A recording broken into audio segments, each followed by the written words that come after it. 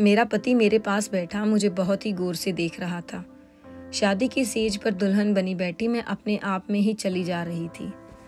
मैं इंतजार में थी कि मेरा पति कुछ कहेगा। ऐसे ही यूं ही बैठे बैठे जब बहुत देर हो गई तो मैंने अपनी पलकें उठाकर देखा तो उसको खुद में खोया हुआ पाया। आखिरकार मैं बोल ही पड़ी कि क्या बात है, आप मुझे इस तरह इतने गौर से क्यों देख रहे हैं। मेरे पति की नजरें अभी भी मेरे ऊपर ही जमी हुई थी। फिर वो एकदम से बोला, तुम बहुत खूबसूरत हो शीतल। 2 महीने पहले हमारी मंगनी हुई थी। तुमसे पहले भी मेरी माँ मेरे लिए कई लड़कियों के रिश्ते लेकर आ चुकी थी, मगर मुझे कोई लड़की पसंद नहीं आती थी। तुम्हारी तस्वीर देखते ही मुझे तुमसे प्यार हो गया था। मैं सोच रहा था कि कोई इतना खूबसूरत कैसे हो सकता है। मेरा पति मेरी तारीफ करने में लगा हुआ था तो मेरी जान में जान आई। मैं मुस्कुराहट के साथ उसकी बातें सुनने लगी। अब देखो ना, तुम सिर्फ 2 महीने बाद ही मेरी हो चुकी हो, मगर यह 2 महीने यूं ही नहीं कट गए थे। मैंने एक एक पल को गिन गिन कर गुजारा था। जब भी मैं तुमसे फोन पर बात करता तो लगता कि अपने पास ले आऊं। शीतल, आज मेरे दिल के तमाम अरमान पूरे हो चुके हैं, मगर अफसोस तो इस बात का है कि मैं हासिल करने की खुशी भी ढंग से नहीं मना सका और वक्त जुदाई का भी आ गया। मेरे पति की आखिरी बात सुनकर मैं सोच में पड़ गई। मैं बोली, आप यह क्या कह रहे हैं? भगवान ना करे कि हम कभी जुदा हों। मेरे पति ने गौर से मुझे देखा। फिर वह बोला, मैं जब से कमरे में आया था इसी बात पर गौर कर रहा था कि तुम ज्यादा इम्पोर्टेंट हो या 25 लाख। दिल ने तुम्हारा नाम लिया, लेकिन दिमाग कहता है कि 25 लाख। मेरा पति बोला, तुम्हारे पापा ने विदाई के वक्त मुझे ऑफर किया था कि तुम जिस तरह मेरी बेटी को विदा करके ले जा रहे हो उसी तरह उसे तलाक देकर मेरे घर वापस छोड़ जाओगे तो मैं तुम्हें पूरे 25 लाख दूंगा। मुझे मेरे पति की बात सुनकर बहुत गुस्सा आ गया था। मैं बोली, आपका दिमाग तो ठीक है ना?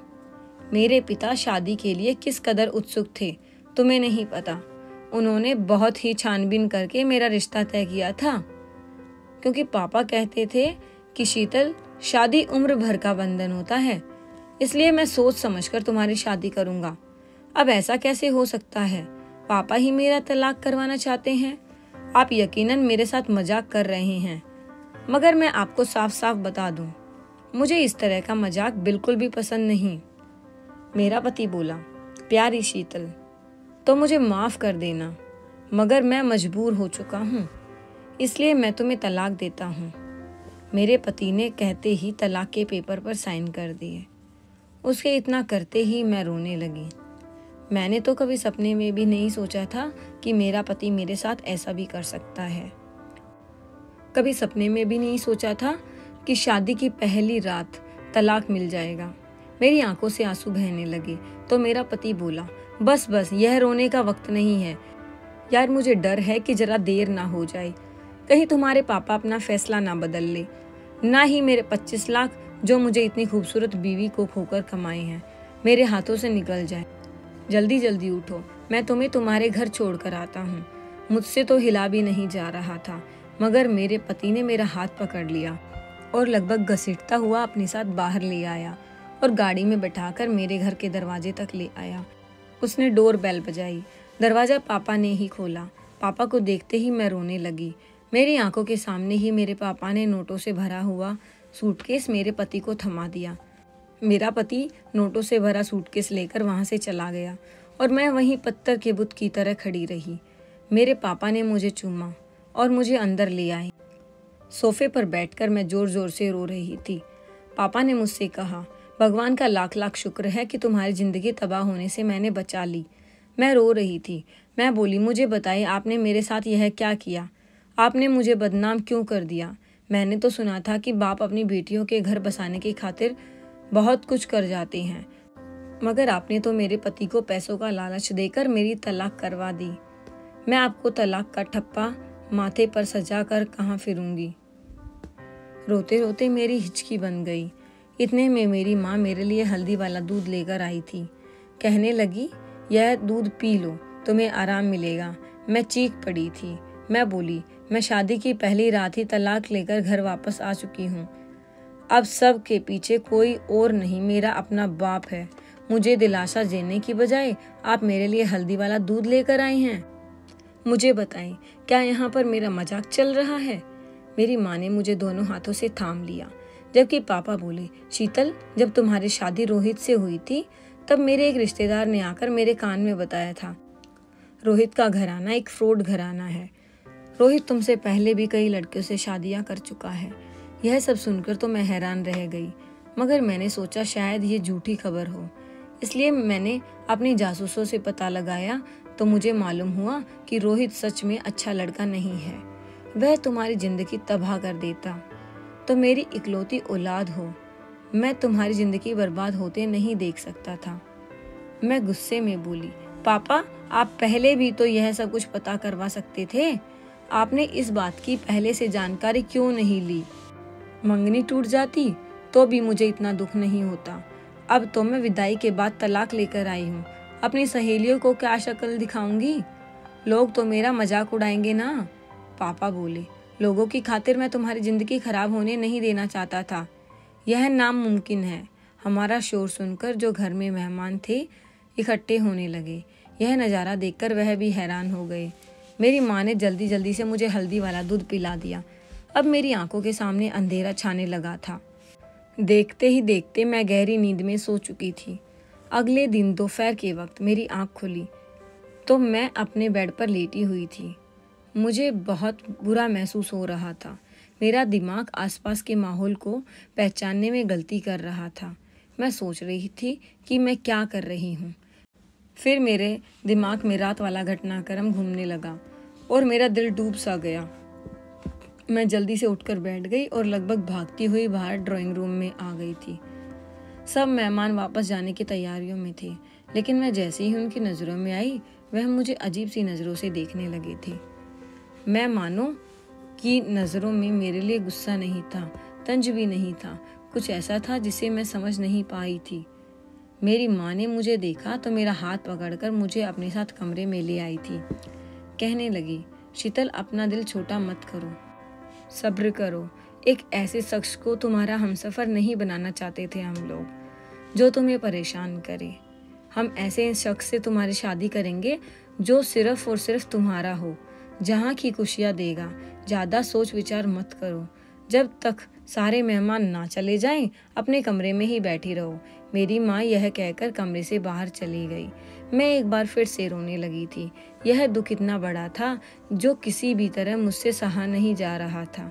धीरे धीरे करके पूरा घर खाली हो गया। सारे मेहमान चले गए। मैं अब भी अपने कमरे में पड़ी रहती थी। अब मुझे अपने पापा से बहुत ज़्यादा नफरत हो रही थी। उनकी वजह से मेरा घर टूट गया था। मैं लोगों से डरने लगी थी, इसलिए घर से बाहर नहीं निकलती थी।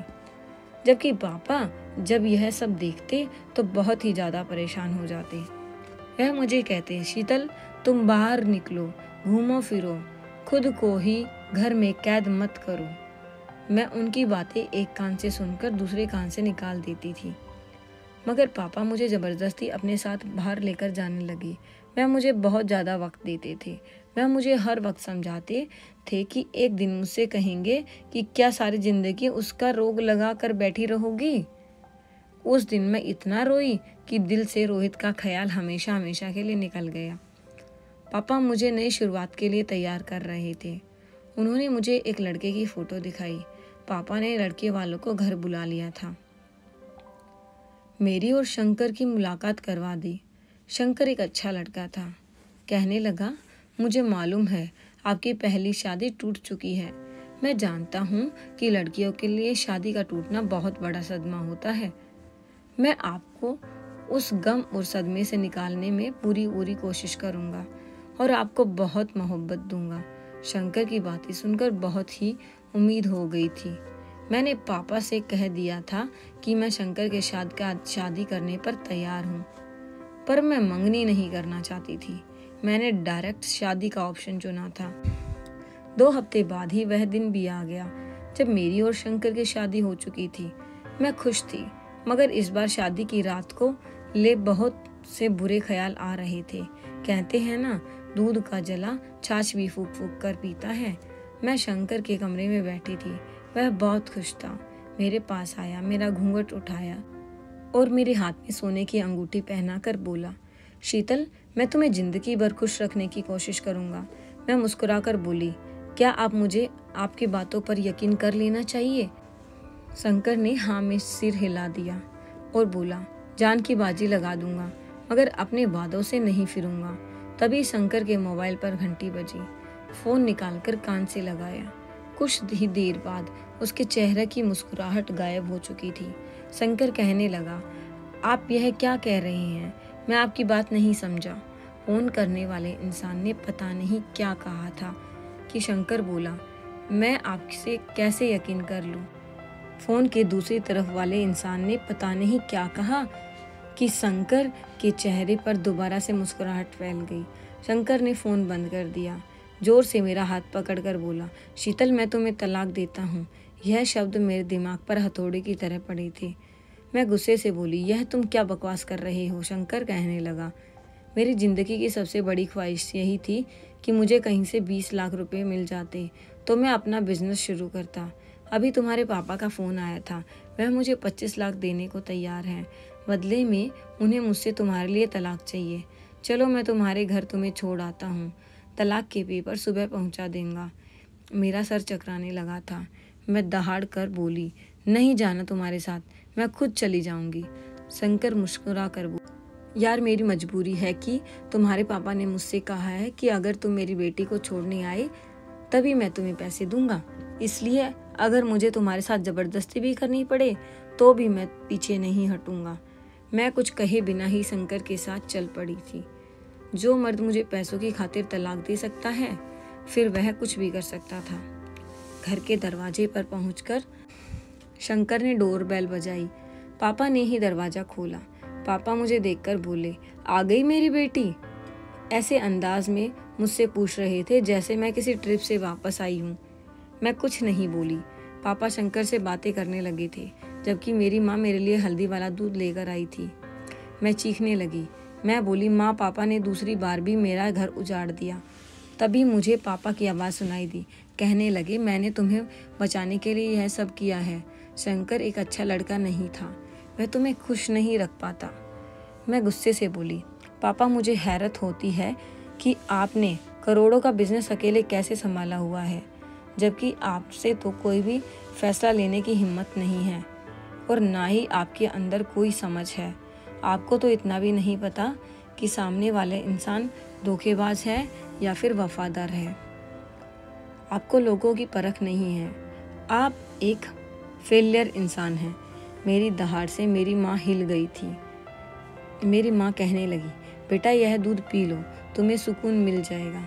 मैंने ना में सिर हिला दिया, लेकिन मम्मी ने ज़बरदस्ती मुझे दूध पिला दिया। दूध पीते ही मुझे नींद आ गई। अगले दिन बहुत देर से उठी। दिन चढ़ा आया था। मैं सोकर उठी तो मेरे घर के नौकर मुझे बहुत बुरी नज़रों से देख रहे थे। मैं बोली, पापा, मुझे बताए, आपने मेरे साथ इतना बुरा क्यों किया? आपने मेरा तलाक क्यों करवाई? पापा कहने लगे, बेटा, कभी कभार अपनी औलाद के लिए इंसान को कड़वा घूंट पीना पड़ता है। मैंने जो भी किया है बहुत ही तकलीफ में किया है। मैंने सिर हिला दिया, मगर अभी बहुत सारे सवाल थे जो दिमाग में चल रहे थे। फिर मैंने पापा से कहा कि क्या मेरे दोनों ही पति बुरे थे? और बुरे थे तो शादी की रात ही तलाक करवा देते। चलो, मान लिया कि ये भी ठीक है, लेकिन पापा हर बार 25 लाख जैसी बड़ी रकम देकर ही मेरा तलाक क्यों करवाते थे? मैं पूरी रात इन सवालों के जवाबों में ही उलझी रहती थी। एक बार कमरे में बैठी इसी सोच विचार में गुम थी कि पापा ने मुझसे कहा कि वह मेरी तीसरी शादी करवाना चाहते हैं। पापा की बात सुनकर मैं गुस्से से चीख पड़ी। मैं गुस्से से भाग रही थी। मैंने पापा से कहा कि नहीं नहीं पापा, अब और नहीं, जिंदगी से खेलने का आपको कोई हक नहीं देती। बार बार मेरे जज्बात को ठेस पहुंचाते हैं। पापा मेरे सामने बैठकर हाथ जोड़कर रोने लगे। बोले, जब मैं तुम्हें उदास देखता हूँ तो मेरा दिल टूट जाता है। मैं खुद नहीं कर पाता। मेरे बच्चे, मुझे माफ़ कर दे। हाँ कह दे, अगर मैं तुम्हें ऐसे ही उदास और परेशान देखता रहा तो मैं एक दिन खुद की ही जान ले लूँगा। पापा की बात सुनकर मैं घबरा गई। मैंने कहा, नहीं नहीं पापा, आप ये कैसी बातें कर रहे हैं। मेरी बात सुनकर पापा बोले, तो मेरी बच्ची हाँ कह दे। पापा की आंखें से आंसू थमने का नाम नहीं ले रहे थे। मैंने मजबूरन हाँ कह दी। मैं तीसरी शादी के लिए तैयार तो हो गई थी, लेकिन न दिमागी तौर पर तैयार थी और ना ही जज्बाती तौर पर। लेकिन मेरी तीसरी शादी एक मजबूरी थी जिसे मैं निभा रही थी। मेरी तीसरी शादी भी उसी तरह ही गुजरी। मेरे तीसरे पति ने भी मुझे शादी की रात देखकर मेरे घर वापस छोड़ दिया। मेरे पापा ने उसे भी 25 लाख रुपए दिए थे। मैं गुस्से से पागल हो रही थी। मुझे समझ में नहीं आ रहा था कि क्या करूं क्या ना करूं। ऐसा लग रहा था कि सारी दुनिया को ही आग लगा दूं और सबसे पहले अपने घर को ही आग लगाऊं। अब मुझे अपने माँ बाप से नफरत हो गई। अगर पापा मेरे साथ यह सब गलत कर रहे थे तो मेरी माँ उन्हें रोकती क्यों नहीं थी, बल्कि वह तो मेरे लिए हर बार हल्दी वाला दूध लेकर हाजिर हो जाती थी। अभी 1 महीना ही सुकून से गुजरा होगा कि मेरे पापा मेरे लिए रिश्ता लेकर आ धमके। मैं तो गुस्से से पागल हो गई। मैंने पापा से कहा, आज के बाद मैं दोबारा आपके मुंह से यह शब्द सुनना नहीं चाहती। पापा हाथ जोड़ते हुए बोले, बेटा इस बार और मान लो, बहुत ही अच्छा लड़का है। मैं बस इतना चाहता हूँ कि तुम्हारा घर बस जाए। लेकिन मैं तो गुस्से से चीख पड़ी, नहीं नहीं, ऐसा नहीं हो सकता, आपकी कोई भी बात नहीं मानूंगी। मेरी बात सुनकर पापा बोले, ठीक है, अगर मेरी बेटी का घर नहीं बस जाता तो मैं अपना घर भी नहीं बसाऊंगा। मैं भी तुम्हारी माँ को तलाक देकर खुद को सजा दूंगा। पापा की बात सुनकर हैरत से मैं पापा की तरफ देखने लगी। पापा क्या वाकई मुझसे इतनी मोहब्बत करते हैं या सिर्फ मुझे ब्लैकमेल करना चाह रहे थे। मैंने मजबूरी में हाँ कर दी। मेरी हाँ करने की देर थी कि चटपट हो गई शादी। शादी से पहले मैंने लड़के को सिर्फ फोटो ही देखी थी। पापा ने कहा कि तुम उन लोगों से मिल सकती हो, लेकिन मैंने मना कर दिया क्योंकि मैं जानती थी कि इस बार भी तलाक पर ही आकर बात खत्म होगी। मेरी शादी हो गई और अब मैं अपनी चौथे पति की सुहाग की सेज पर बैठी थी। अपने पति का इंतजार कर रही थी कि कब पति आए और कब मुझे तलाक दे। मेरा पति अजीत आया और मुझसे कहने लगा, शीतल, मैं तुमसे यह नहीं पूछूंगा कि तुम्हारे 3 तलाक कैसे हुए हैं, क्यों हुए हैं। मैंने तो तुम्हें दिलो जान से कबूल कर लिया है। अपने पति अजीत की बात सुनकर मैं मुस्कुरा कर बोली, तुम चिंता मत करो, अभी थोड़ी देर में तुम्हें पता चल जाएगा कि मेरे 3 बार तलाक क्यों हुए हैं। तभी हमारे कमरे के दरवाजे पर किसी ने दस्तक दी। अजीत ने उठकर दरवाजा खोला। मैं धड़कते दिल के साथ आने वाले समय के लिए खुद को तैयार कर रही थी। थोड़ी देर में अजीत अंदर आया और कहने लगा, शीतल, तुम्हारे पापा ने एक आदमी को भेजा है। कहते हैं कि मैं तुम्हें तलाक दे दूं तो वो मुझे 25 लाख रुपए देंगे, मगर मैं अपनी बीवी को, जो कि अब मेरे घर की इज्जत है, उसे सिर्फ पैसों की लालच में आकर तलाक नहीं दे सकता। यह बात मेरी गैरत के खिलाफ है। मैं हैरत से अपने पति का चेहरा देखने लगी। क्या मर्द ऐसे भी होते हैं जो अपनी बात पर डटे रहें, इज्जत को पैसों से ज़्यादा अहमियत दे, पैसों का लालच उन्हें तोड़ ना सके। मैंने अजीत को आजमाने के लिए कहा, तुम क्यों हाथ आए ऐसे पैसों को छोड़ना चाहते हो? मेरे पहले के 3 तलाक भी इन्हीं 25 लाख से हुए हैं। मेरी बात सुनकर अजीत बोले, मैं पैसों की खातिर अपने को नहीं छोड़ सकता। इज्जत है तो सब कुछ है, पैसे तो हाथ का मैल है। अजीत की बात सुनकर मेरा दिल गदगद हो गया। अजीत की बात सुनकर मैंने अजीत से कहा, अजीत, मैं नहीं जानती कि मेरे पापा मेरे तलाक क्यों करवाई थी, और वह भी 25 लाख रुपए देकर हर बार, लेकिन मैं सच्चाई जानना चाहती हूँ। इसलिए आप मुझे अपने साथ मेरे घर लेकर चलें और मेरे पापा से कहें कि आपने मुझे तलाक दे दी है।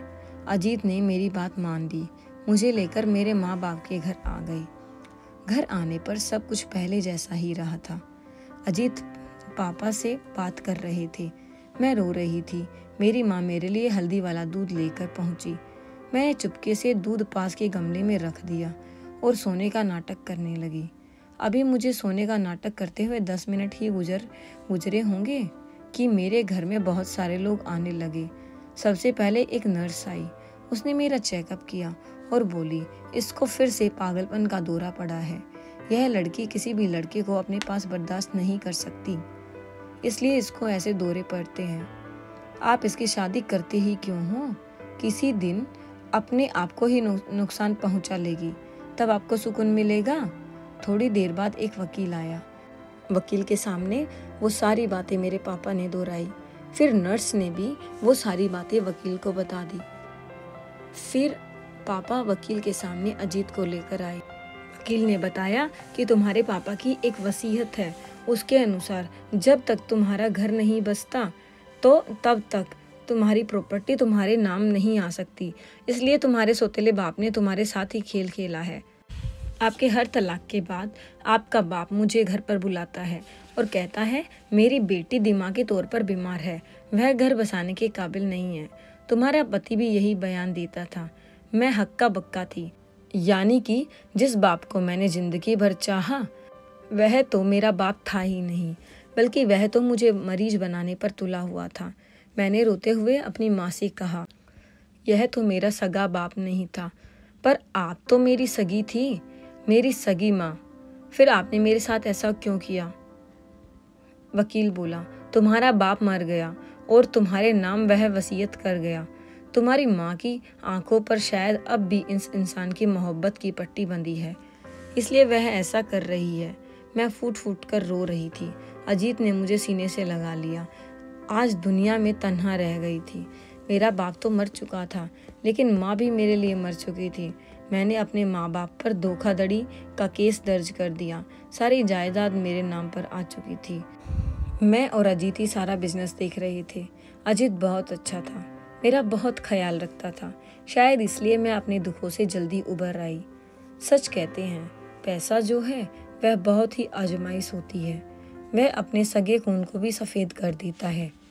कहानी को पूरा सुनने के लिए आप लोगों का बहुत बहुत धन्यवाद। आशा करती हूँ आपको ये कहानी पसंद आएगी। अगर कहानी पसंद आई हो तो हमारी वीडियो को लाइक करें और चैनल को सब्सक्राइब करें।